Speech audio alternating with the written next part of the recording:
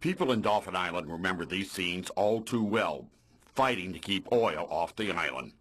They're afraid if a hurricane hits, it could carry oil back on the beach. The Coast Guard, BP officials, and FEMA held a meeting in New Orleans today to talk about that possibility. But mayors, like Dauphin Island's Jeff Collier, say they weren't invited. I was made aware of it just in the last day or two. Wish we could have been invited, because I think, we being on the front line, we deal more hands-on when you have such a thing as a hurricane or tropical storm. The mayors of Orange Beach and Gulf Shores say they weren't invited either.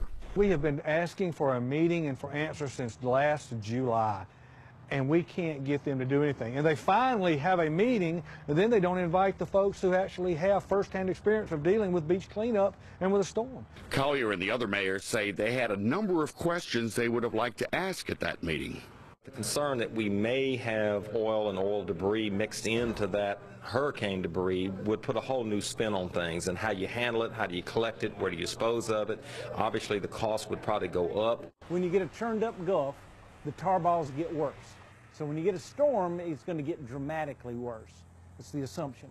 And it will be moved further inland. We need a plan, and we don't need to start working on the plan the day after the storm or the night of the storm. The plan needs to have already been in place. Collier says he expects state environmental officials to tell him and the other mayors what came out of the meeting.